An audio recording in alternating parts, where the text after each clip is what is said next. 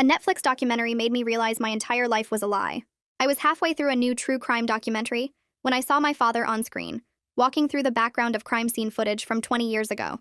"Dad, you need to see this right now," I called out, pausing the screen on his face. He walked into the living room, and the second he saw himself on TV, his face went white. "Pack your things, Lee. We have 10 minutes before they realize we're blown," he said in a voice I'd never heard him use before. "What are you talking about?" My heart was slamming against my ribs because my boring suburban father was on TV at a murder scene from 20 years ago. He was already yanking photos off the walls and throwing them into the fireplace. My mother came out of her office looking annoyed until she saw his face. "They aired the footage," was all he said, and she immediately ran upstairs. I heard drawers slamming while I stood frozen, watching my dad pour lighter fluid on our family photos. "Stop standing there and get your emergency bag from under your bed," he said. And that's when I noticed the pistol in his hand. My legs felt like water as I ran upstairs and found a bag under my bed that I'd never known was there before, already packed with clothes and cash and a passport with my picture but a different name, Madison Charleston. There were also car keys to a vehicle I didn't recognize and a burner phone still in its packaging. My hands were shaking so hard I could barely zip it back up. "I'm not going anywhere until you tell me what's happening," I said, my voice cracking. My dad looked at his watch and then at my mom, who was suddenly in the doorway with 3 duffel bags. "Your real name is Madison Charleston, and we've been in witness protection since you were 5 years old," he said while the photos curled into black ash. The words didn't make sense, but the weapon in his hand was real, and the terror in my mother's eyes was real, and my entire life was apparently fake. "This can't be real," I said, backing against the wall. "We live in Ohio and you work at State Farm and Mom teaches piano lessons." My dad actually laughed, but it sounded bitter and wrong. "I haven't worked a day at State Farm and your mother hasn't touched a piano since we got here. Those are just the stories we tell people." My mom was stuffing ammunition boxes into one of the duffel bags like this was completely normal. "The piano students who come here are federal agents checking in on us," she said without looking up. My mother's phone rang and she answered in a harsh, guttural language, then switched to English. "Handlers compromised. We're on our own. They killed Tyson an hour ago." My dad swore and pulled a revolver from inside the cereal box. Everything felt like a movie happening to someone else as I watched my suburban dad check the ammunition like he'd done it 1,000 times. "How long until they get here?" he asked my mom. 20 minutes if we're lucky, 5 if we're not," she replied, and then looked at me. "Can you shoot?" I shook my head and she pressed a knife into my hand instead. "Then you carry this and stay between us no matter what happens. Someone leaked that footage on purpose because they've been looking for us," my dad explained while my mom backed the car into the garage. "I testified against the Serbian mob about those murders. They think I died that day with the rest of the Ansel family, but I survived and helped put them in prison. Now they know I'm alive." The documentary was still paused on his face and I wanted to throw up. "But why did you testify?" I asked, and his jaw tightened. "Because I helped them launder money for 5 years and I knew where all the bodies were buried. The law gave me a choice and I chose to keep you safe." My phone started buzzing with texts from my best friend, but my dad grabbed it and snapped it in half, then threw it in the fire. I watched my best friend's messages disappear into flames along with every photo of my fake childhood. Lee Lane was already dead, and I was Madison Charleston now, someone I didn't even know how to be. "Will they hurt my friends?" I asked, suddenly terrified for everyone I knew. "They only want us," my mom said, but she didn't sound completely sure. The doorbell rang and my parents both raised their weapons. "I know you're in there, Wade," a man called out with an accent that made my mom grab my arm hard enough to bruise. "Netflix is amazing, isn't it? My nephew called me 20 minutes ago about the documentary. He recognized you immediately, and then we checked your daughter's Instagram. So many helpful photos with location tags." My stomach dropped because I had posted a picture from our front porch just yesterday. My mom was pulling out a Glock from her purse like it belonged there. The man outside laughed and said something in Serbian to someone else. "Come out and we'll make this quick, or we can burn the house down with you inside like we should have done 20 years ago." My normal Tuesday had turned into a nightmare and I couldn't stop shaking. "How many?" my dad whispered to my mom. She peeked through the blinds and held up 4 fingers, then pointed up and held up 2 more. 6 people had come to kill us. "When I open the garage door, you drive straight through whatever's in front of us," my dad told me, pushing me into the driver's seat even though I'd only had my license for 3 months. And that's when I saw the black SUVs blocking both ends of our street. My dad hit the garage door opener and I slammed my foot down on the gas pedal before the door was even halfway up. The car shot forward and smashed through the bottom half of the door, and I felt wood and metal scraping across the roof and hood as we burst into the driveway. The black SUVs were right there, one blocking the left side of the street and one blocking the right, and I could see men in dark clothes turning toward us with guns in their hands. My dad was yelling at me to turn right now, and my mom twisted in her seat and fired 2 shots out her window toward the SUV on the left. The sound inside the car was so loud it hurt my ears and I screamed but kept my foot on the gas. I cranked the steering wheel as hard as I could to the right, and the car jumped over the curb into our neighbor's front yard. The lawn was soft from yesterday's rain and the car bounced hard, throwing us all against our seatbelts. I could see Mrs. Patterson's garden gnomes in front of me, and I drove straight through them, sending little ceramic pieces flying everywhere. My mom fired another shot, and I heard glass breaking somewhere behind us. My dad was pointing toward the space between two houses where the greenbelt started, and I aimed for it even though there was a white picket fence in the way. Bullets hit the back window and the glass exploded inward, covering the back seat with tiny pieces. I was screaming and crying, but somehow my hand stayed on the wheel and my foot stayed on the gas.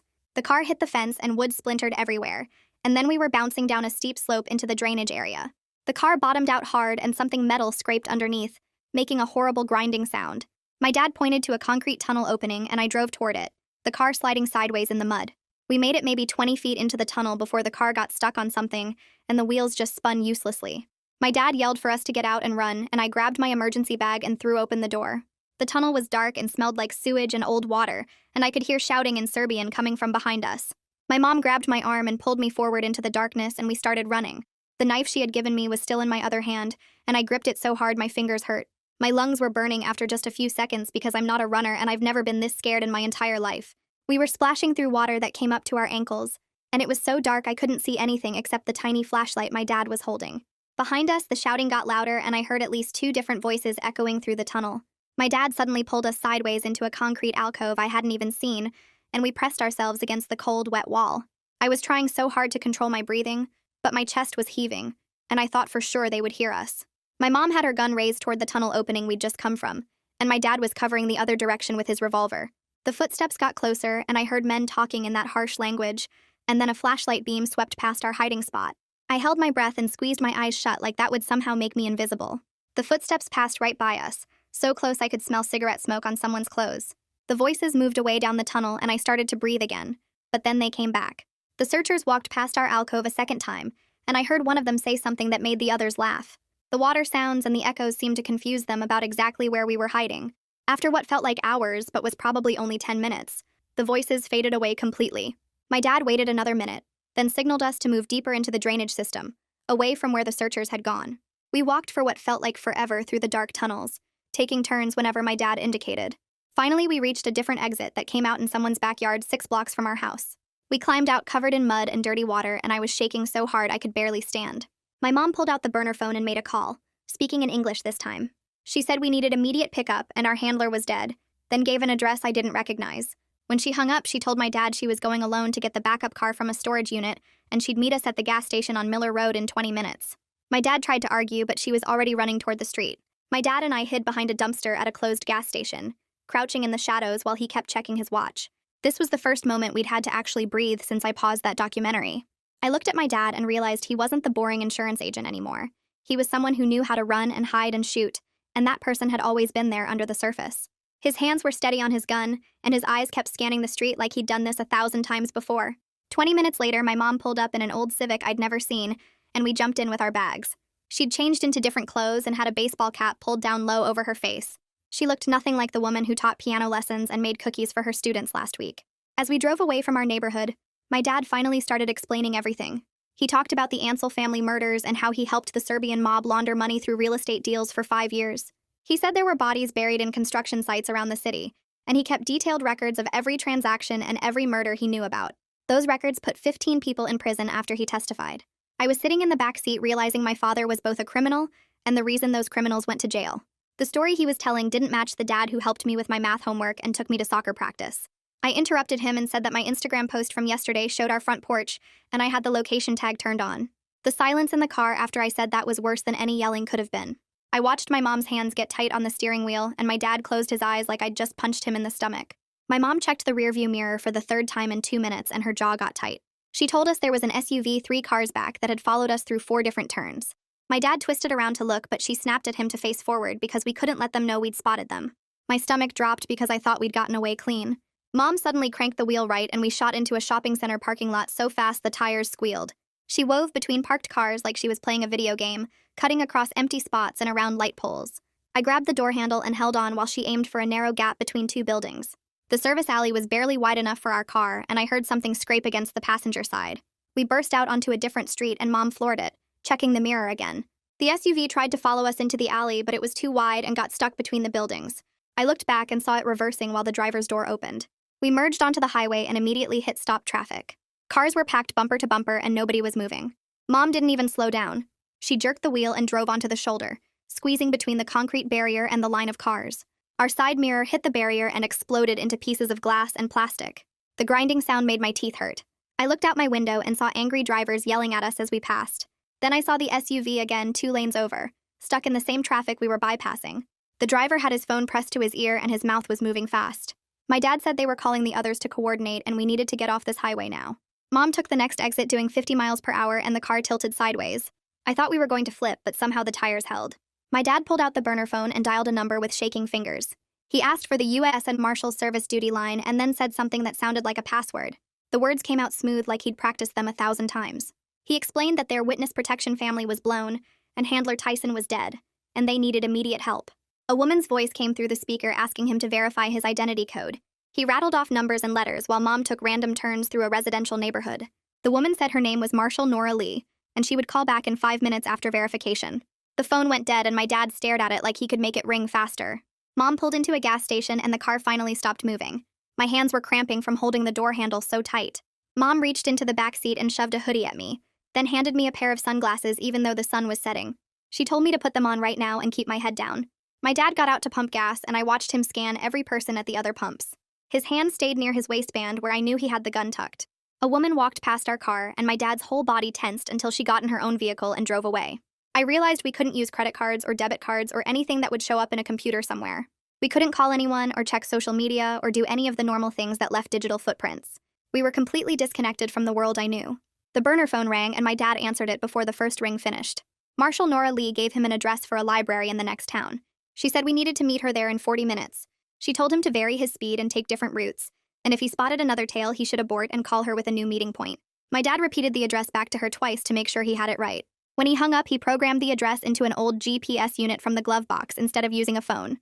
Mom finished pumping gas and paid cash inside while my dad and I sat in the car watching every vehicle that pulled in. A black sedan parked 3 spaces away, and my dad's hand moved to his gun until a family with little kids got out.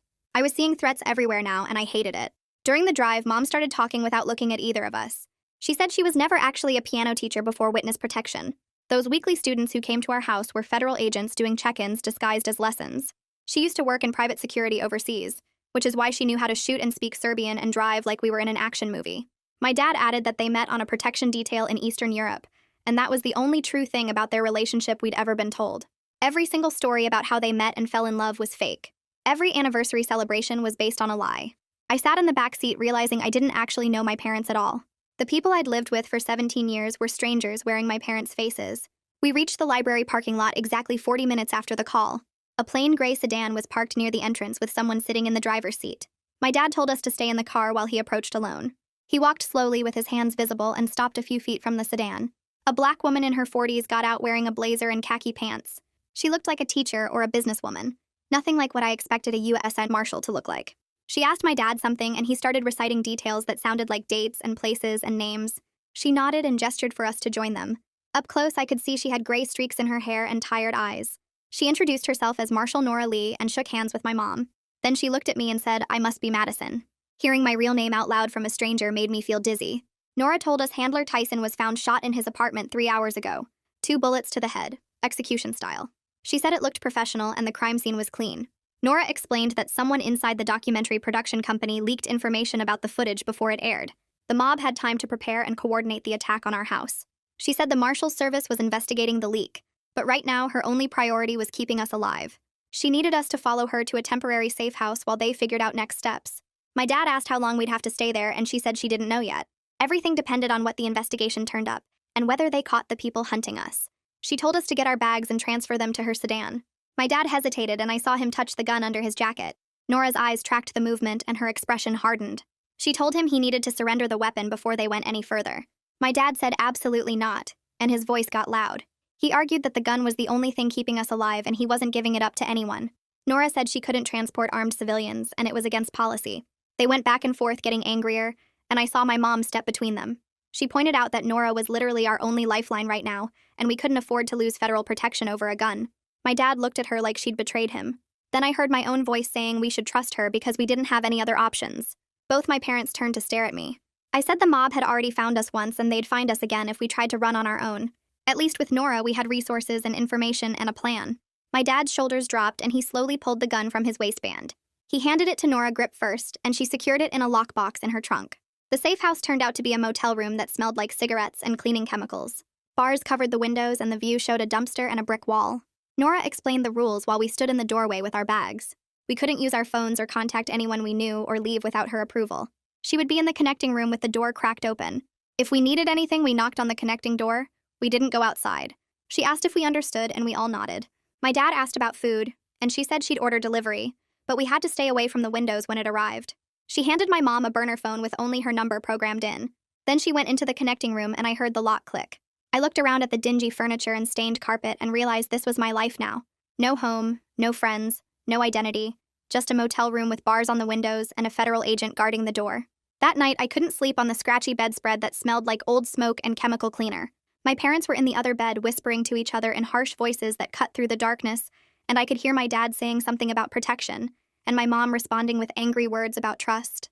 I stared at the water stains on the ceiling and felt something building inside me that was bigger than fear or confusion. My dad's voice got louder and he said they had kept secrets to protect me, that I was safer not knowing the truth about who we really were. That's when I sat up in bed and my voice came out harder than I expected.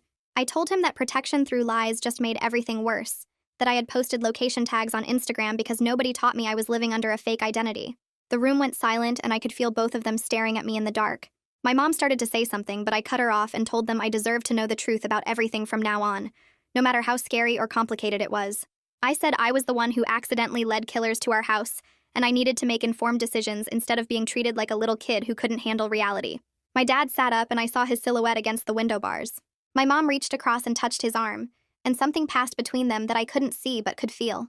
They both nodded, and my dad said they would be honest going forward, that they owed me that much after everything that had happened. My mom promised no more secrets, and her voice cracked a little when she said it. Around midnight, I heard movement in the connecting room, and then Nora knocked quietly on our door. My dad was up instantly with his hand reaching for where his gun used to be, and Nora came in holding one of our duffel bags with a small device in her other hand. She told us we needed to move right now because she had found a GPS tracker sewn into the lining of the bag, which meant someone had been tracking our location the whole time. My stomach dropped and I was pulling on my shoes before my brain even caught up with what was happening. We grabbed what we could carry and left the tracked bag sitting on the motel bed, and I wondered how long the people hunting us had known exactly where we were. Nora's sedan was parked behind the building, and we piled in with even less than we had before, just the clothes on our backs and the emergency cash my parents had saved. Nora told me to get in the driver's seat, and I looked at her like she was crazy, because I had only been driving for 3 months and barely knew how to parallel park.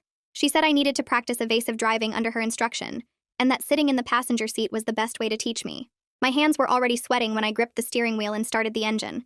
Nora directed me onto back roads and told me to vary my speed randomly, sometimes going 10 over the limit and sometimes dropping to 5 under. She made me take unexpected turns without signaling and told me to watch my mirrors constantly for any vehicle that followed our pattern. I was scared of screwing up, but also grateful she was treating me like I could handle real responsibility instead of just being protected and lied to. Every time I checked the rearview mirror, my heart jumped thinking I would see headlights following us. We were on a dark rural road with no streetlights when I heard a loud bang and the car lurched hard to the right. The steering wheel jerked out of my hands and we were sliding sideways on gravel, and Nora was yelling at me to turn into the slide, but my brain was frozen. The car went off the road and down into a shallow ditch, slamming to a stop against a fence post. My mom's head hit the window with a crack that made me scream, and I saw blood running down her forehead in the dim dashboard light. My dad was already unbuckling and climbing into the back seat while Nora called someone on her phone asking for a backup vehicle immediately. I grabbed the emergency kit from under my seat and my hands were shaking, so hard I could barely open it. My dad pressed gauze against my mom's bleeding scalp and told me to hold it there with pressure while he checked her pupils with his phone flashlight. My mom was conscious and talking, which seemed like a good sign, and she told me I was doing great even though I was crying and my hands were covered in her blood. Nora finished her call and came around to help, checking my mom's head wound and saying it looked worse than it was, but we needed to get it cleaned properly. While we waited on the side of that dark road, Nora explained some things my parents probably should have told me years ago. She said my dad's original testimony deal had expired a long time ago, and he wasn't technically under active protection anymore. The Marshal Service had moved on to other cases, and we were basically on our own until the documentary blew everything up again. She told my dad that if he cooperated with the current investigation into Handler Tyson's murder and the documentary leak, they could negotiate a new arrangement. But there would be legal consequences he couldn't avoid for his original crimes, and he might have to testify again in court. My dad nodded and said he understood, that keeping us safe was more important than staying out of jail. I kept pressure on my mom's cut and felt the gauze getting warm and wet under my fingers. I asked Nora what life in permanent witness protection actually looked like because I needed to know what I was signing up for. She didn't sugarcoat it or make it sound better than it was. She said it meant new names forever and no contact with anyone from our past, not friends or extended family or anyone we used to know. She said we would live with constant low-level paranoia about being discovered, always watching over our shoulders and never fully trusting anyone. Some families adjusted well and built new lives that felt normal after a while. Requested Reds is on Spotify now. Check out link in the description or comments. Other families fell apart from the stress and ended up divorced or estranged because the pressure was too much. She said the success rate depended on whether everyone could commit to the restrictions and follow the rules without breaking. I thought about never talking to my best friend again or going to my high school graduation, and it felt like mourning someone who was still alive. The backup vehicle arrived about 40 minutes later, a different sedan with government plates. We transferred our minimal belongings, and my mom limped on her sore ankle while my dad supported her weight. The new motel was in a different town whose name I didn't catch, and by the time we got there, I was so exhausted I could barely stand. The room looked exactly like the last one with the same scratchy bedspreads and the same smell of smoke and chemicals. Before I collapsed into bed, I checked that my mom's cut had stopped bleeding, peeling back the gauze carefully to see the edges of the wound. She squeezed my hand and said she was proud of how I was handling this impossible situation, and I wanted to believe her, but mostly I just felt numb. The next morning, I woke up to Nora shaking my shoulder and showing me her phone screen. Someone had posted on social media claiming to be at our old house, with photos of the burned front lawn and yellow police tape across what used to be our driveway. The attackers were publicly interacting with the post using their real accounts, leaving comments and likes like they weren't even trying to hide. Nora said this showed they were confident enough to operate in the open, that they didn't fear law enforcement or consequences. I stared at the photos of my destroyed home and felt something twist in my chest. Everything I owned was gone.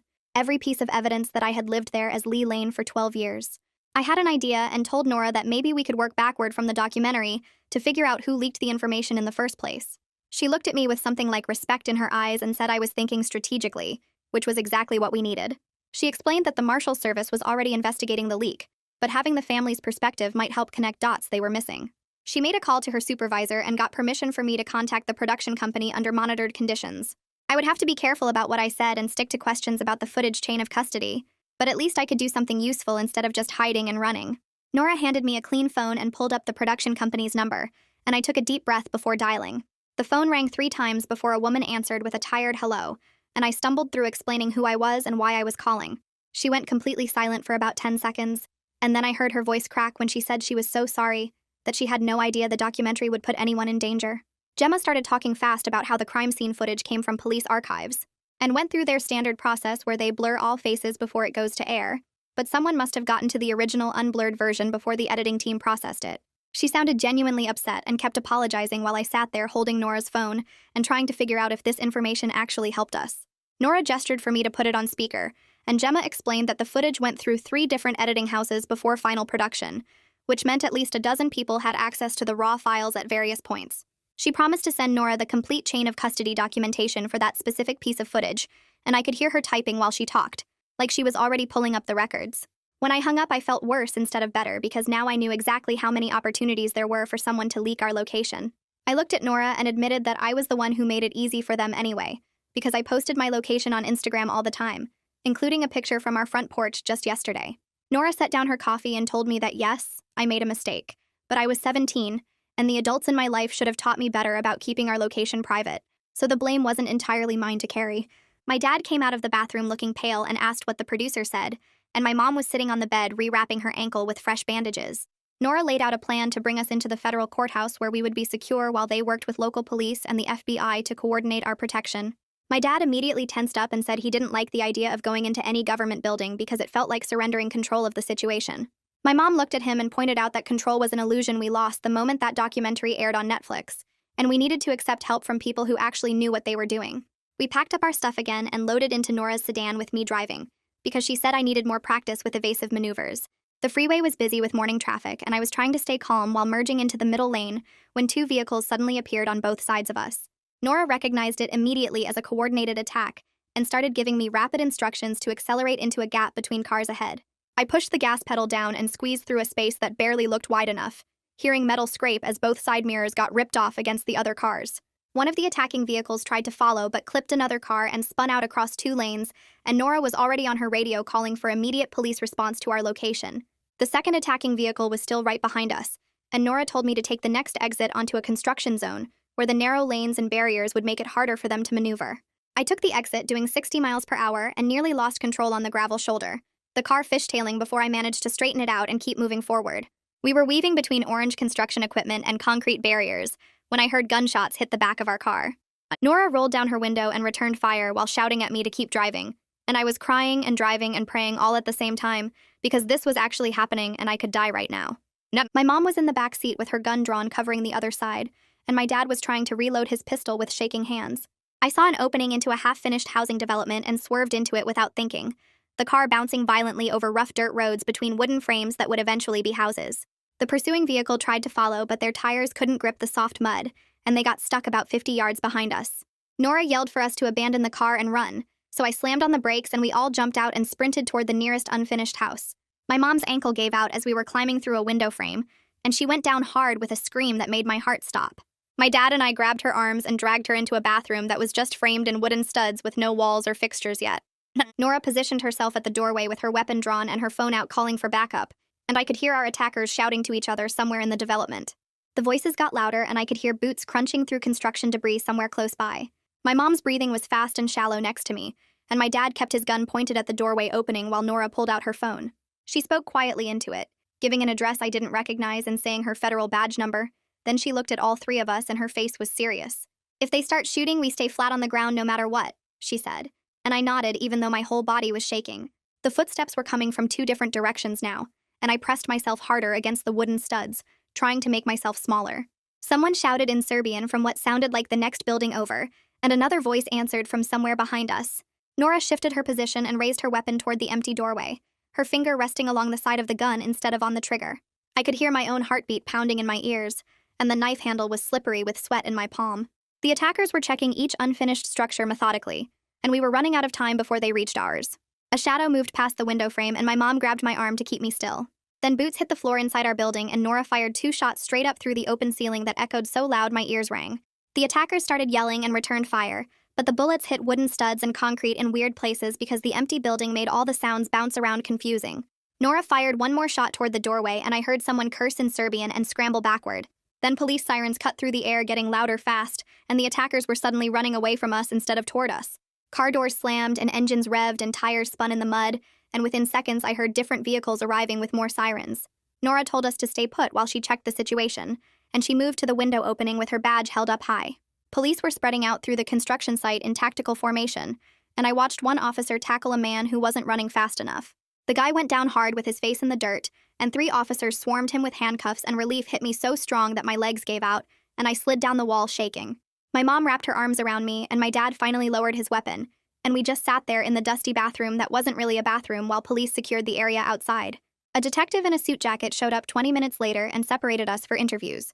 He introduced himself as Detective Carpenter, and his face made it clear he wasn't happy about federal witness drama landing in his jurisdiction.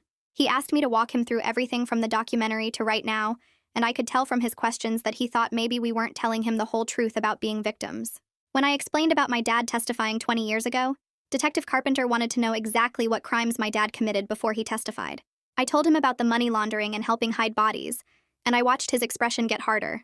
He asked if there was anything else we were hiding, and if we had any idea how many people might still be trying to kill us. I said I didn't know, and that was the honest truth because 2 days ago I thought my dad sold insurance. Nora came into the interview room and vouched for us, pulling out her phone to show Detective Carpenter the evidence trail. She walked him through Handler Tyson's murder and the documentary leak and the coordinated attacks today, laying it all out in a way that made the connections obvious. Detective Carpenter studied the information and his jaw was tight, but he finally agreed to help. He said he'd secure us in a courthouse holding room while the Marshal's Service figured out the long-term plan, and I could tell he still didn't fully trust us, but at least he was willing to help keep us alive. They drove us to the courthouse in separate vehicles and put us in a small room with a table and chairs that reminded me of TV shows about interrogations. Nora sat down across from us and said she had an idea about using the detained attacker's phone to send a message that might draw out the others. My dad immediately said it was too risky, and we should just focus on getting relocated somewhere safe. I surprised myself by speaking up and saying we were already at maximum risk, so we might as well try to take some control. Nora looked at me with something like approval, and my dad rubbed his face with both hands. I pointed out that running away hadn't worked so far, and maybe it was time to be strategic instead of just reactive.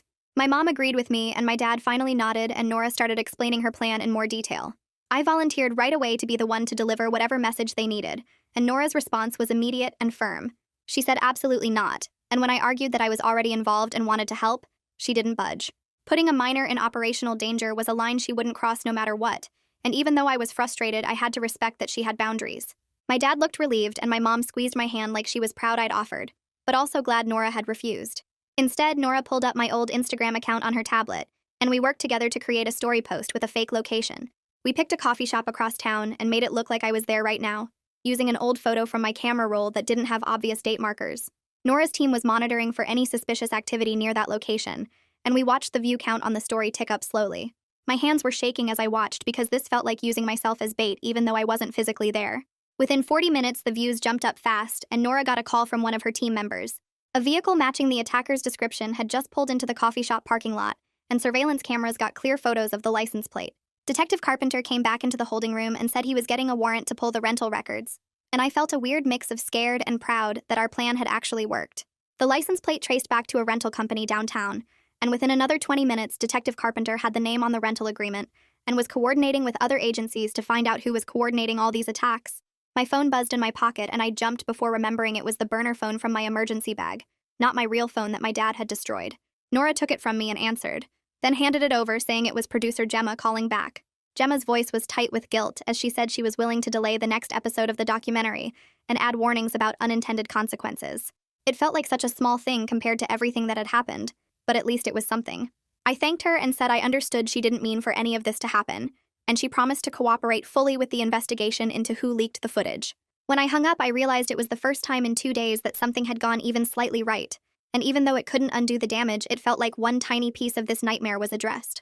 I checked the burner phone for the third time in 10 minutes, and still no messages from Nora or Detective Carpenter about what's happening at our old house. My mom sits across from me at the motel table with her hands folded, and I can see she's doing that thing where she counts her breaths to stay calm. The phone finally buzzes, and I nearly drop it grabbing for it, but it's just a text from Nora saying she's getting updates from the fire department. My dad paces between the window and the door, checking the parking lot every 30 seconds like someone might materialize out of nowhere. The room smells like old cigarettes and cleaning chemicals, and I keep thinking about my bedroom at home with the posters on the walls and my collection of concert tickets taped above my desk. Another buzz, and this time it's actual news. Detective Carpenter sending photos through an encrypted app that Nora set up for us. The first photo shows our street blocked off with fire trucks and police cars everywhere. And the second photo makes my stomach drop because our house is just a burned shell with the roof collapsed and black smoke still rising from what used to be the garage. I hand the phone to my mom and watch her face go completely blank as she scrolls through the images. Then she passes it to my dad, who just stares at the screen for a long time without saying anything. Everything I owned except what's in this emergency bag is gone now. Every photo album my parents didn't burn themselves. Every piece of clothing in my closet. My laptop with all my schoolwork. The stuffed elephant I've had since I was actually 5 years old. I think about my yearbooks with everyone's signatures and inside jokes written in the margins, and how those were proof that Lee Lane existed even if she was fake, and now there's nothing left. My dad sits down heavily on the bed and puts his head in his hands, and I realize this isn't just about losing our stuff. It's about losing the life we pretended to have for 12 years. The attackers burned it down on purpose to erase us, to make sure we understood they could destroy everything we built, and it worked, because I feel erased right now. Detective Carpenter calls instead of texting, and Nora puts him on speaker so we can all hear. He says the warrant came through faster than expected because of Handler Tyson's murder being linked to our case, and his team searched a storage unit rented under one of the attackers' names about 2 hours ago. Inside, they found camping equipment, food supplies, multiple burner phones still in packaging, ammunition boxes, a laptop with surveillance photos and printed maps of our neighborhood, with our house circled in red marker. He says it looks like they were planning to stake out the area for weeks if necessary, waiting for the right moment to attack, and they had backup plans written out in Serbian that his translator is still working through. The laptop had browser history showing they'd been monitoring my Instagram account for the past month, screenshotting every post I made and noting the locations I tagged. There's a printed photo of our family that I recognize from a post I made at a restaurant 3 weeks ago, and someone drew X marks over my parents' faces in red pen. Detective Carpenter's voice gets quieter when he describes a notebook filled with details about our daily routines. What time my dad left for his fake job at State Farm. What time my mom's fake piano students arrived. What time I got home from the school. They knew everything about us because I posted everything about us, and the level of planning they put into killing us makes me feel sick. My mom reaches over and squeezes my hand when she sees my face, and I appreciate it. But I also know this is my fault no matter what Nora said about operational security. The laptop data led to phone records that Detective Carpenter's tech people traced to 3 more associates, and he says 2 of them got arrested this morning trying to leave the state. They're being held without bail on conspiracy charges, and the detective thinks they'll flip on each other pretty quickly once they realize how much evidence there is. But he also says the leader Alex Yates isn't among the arrested people, and his name doesn't appear on any of the phone records or rental agreements they've found so far. Nora leans forward and asks if they've identified Yates through other means, and Detective Carpenter confirms he's the nephew who originally recognized my dad from the documentary based on social media posts the nephew made bragging about it. The nephew posted a screenshot of the documentary with my dad circled and wrote something in Serbian that translates to "finally found the rat," and that post got shared to several accounts connected to the Serbian organization. But Yates himself is smart enough not to use traceable phones or put his name on anything official, and he's likely the one giving orders while staying completely off the grid. My dad asks how dangerous Yates is compared to the others, and Detective Carpenter pauses before saying that Yates has a record in Serbia for violent enforcement and was suspected in at least 3 murders before he came to the United States 5 years ago. The silence in our motel room after that information is heavy, and I watch my dad's jaw clench like he's trying not to show how scared he is. Nora says the good news is that with most of his team arrested, Yates is running out of resources and backup, which might make him either more desperate or more careful.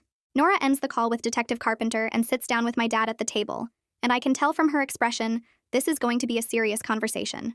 She explains that the current investigation into Handler Tyson's murder and the attacks on us has created an opportunity for my dad to cooperate as a witness again, which could lead to a new witness protection arrangement for our family. But she's very clear that this cooperation would also mean my dad has to answer questions about his original money laundering activities, and there might be additional charges or consequences he avoided the first time around. The federal prosecutors want a complete accounting of everything he did during those 5 years working for the Serbian mob, including details he might have left out of his original testimony. My dad looks older than I've ever seen him as he listens, the lines around his eyes deeper and his shoulders slumped forward. He asks what happens if he refuses to cooperate, and Nora says honestly that we'd be on our own without federal protection, and Yates would eventually find us again. My mom reaches across the table and takes my dad's hand, and he looks at her for a long moment before nodding. He tells Nora he'll do whatever it takes to keep us safe, even if it means facing legal consequences for things he did 20 years ago, and I feel a weird mix of pride and sadness watching him agree to this. Nora pulls out paperwork and explains the process, and my dad signs documents while I sit on the bed trying to process that my father is officially cooperating with a federal investigation into his own crimes. The next morning, Nora comes back with Detective Carpenter, and they have a plan that makes my stomach hurt just hearing about it. They've been monitoring communications between the arrested associates, and they intercepted messages showing that Yates has been trying to make contact through intermediaries, wanting to negotiate or make threats or something. Detective Carpenter thinks they can use this to set up a controlled meet at a public location, specifically a bus depot downtown that has lots of cameras and witnesses. The plan is for my dad to be visible as bait, while Nora's team and Detective Carpenter's officers surround the location from multiple positions, and when Yates shows up, they'll arrest him with overwhelming force. My dad doesn't like this plan at all and says it's using him as a target, but Nora points out that he's already a target, and this way they control the environment. Detective Carpenter adds that they've studied the bus depot layout and have officers positioned to cover every exit, and they'll have sharpshooters on nearby roofs in case things go wrong. My mom asks what happens if Yates doesn't show up or sends someone else instead, and Nora admits that's a possibility, but the intelligence suggests Yates wants to handle this personally. I'm listening to them plan this operation, and I realize they're talking about deliberately putting my dad in danger to catch someone who wants to kill him, and even though I understand the logic, it feels wrong. My dad finally agrees, but only after making Nora promise that my mom and I will be somewhere completely secure during the operation, and she guarantees we'll be in a surveillance van with armed protection. The morning of the operation, I barely sleep because I keep imagining all the ways this could go wrong. We get picked up at 4 in the morning while it's still dark and drive to a location 3 blocks from the bus depot where the surveillance van is parked. Inside the van, there are screens showing video feeds from at least a dozen different cameras covering the depot from every angle, and 2 technical operators sit at the controls adjusting views and checking audio. My mom and I squeeze into the back area, and Nora gives us headsets so we can hear the radio communications between all the officers involved. I watch my dad on one of the screens as he walks into the depot at exactly 6:30 in the morning like they planned, and he's wearing a wire so we can hear everything he says. He looks scared but determined as he sits down on a bench near the ticket counter, and I'm gripping my mom's hand so hard my fingers hurt. The technical operator zooms in on my dad's face, and I can see sweat on his forehead, even though it's cool outside, and my mom whispers that he's going to be okay. Nora's voice comes through the headset confirming that all positions are ready, and I count at least 8 different officers checking in from various locations around the depot. At 6:45, a man walks into the depot, and I know immediately it's Yates, because my dad's whole body goes tense on the screen. Yates has 2 other men with him, and they approach my dad slowly, and I can see Yates saying something that makes my dad's face go white. The audio from my dad's wire picks up Yates speaking in English with a thick accent, saying something about how my dad should have stayed dead. Then everything happens at once because Yates pulls a gun from inside his jacket, and my mom is screaming into the radio and shots are fired. Multiple officers converge from different directions, and I'm watching the screens trying to see where my dad is through all the chaos. One officer goes down holding his shoulder and there's blood on the ground, and I watch my dad drop flat with his hands over his head exactly like they trained him. The two men with Yates get tackled by officers and go down hard, but Yates himself somehow breaks away and runs toward the crowd of panicked travelers. More shots are fired and people are screaming and running in every direction, and the camera views keep switching trying to track Yates through the confusion. He disappears into a maintenance corridor and two officers chase after him, but when they come back out 30 seconds later, they're alone. Nora swears and grabs her radio demanding status updates from every position, and the responses confirm that Yates got away somehow. The scene at the depot is chaos with officers everywhere, and paramedics working on the wounded officer and travelers being interviewed by police. My dad gets handcuffed and led toward an unmarked car, and Nora explains through the headset that he's being taken into federal custody, both for his own protection and for questioning. I watch through the van window as they put him in the car, and even though I know this is part of the plan and necessary for his safety, it feels like I'm losing him all over again. My mom is crying quietly next to me, and I put my arm around her shoulders, and we sit there watching the screens as the depot slowly gets cleared and secured. The wounded officer is alive and talking to the paramedics, which is good news, but Yates escaping means we're still not safe.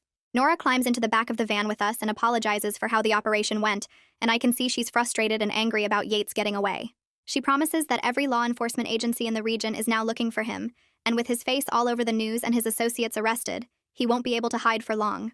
Detective Carpenter arrives at the van an hour later with updates about the arrests and the charges being filed. The two men who came with Yates are both in custody and already asking for lawyers, and the wounded officer is in stable condition at the hospital with a shoulder wound that should heal completely. They recovered Yates's gun from the scene along with shell casings and other evidence, and Detective Carpenter says the forensic team is processing everything to build the strongest possible case. He's coordinating with federal prosecutors to file charges against all the arrested attackers, and they're working to link everything back to Handler Tyson's murder through phone records and forensic evidence. It's not perfect justice because Yates is still out there somewhere, but at least most of his team is off the streets. Nora tells us the case is strong enough that the prosecutors expect most of the arrested people will take plea deals rather than risk trial, which means they'll probably testify against each other and provide more evidence. My mom asks what happens to us now, and Nora says we'll stay in protective custody while they continue hunting for Yates and processing my dad's cooperation agreement. I lean back against the van wall and close my eyes, and I'm exhausted and scared, but also relieved that at least some of the people who tried to kill us are locked up now. Nora makes phone calls for the next hour while we sit in the van, and I can hear her talking to judges and federal prosecutors about protective orders and custody arrangements. She gets approval for an emergency order that bars anyone connected to the Serbian organization from coming within 500 feet of my mom or me, and she explains this means if they violate it, they get arrested immediately regardless of other charges.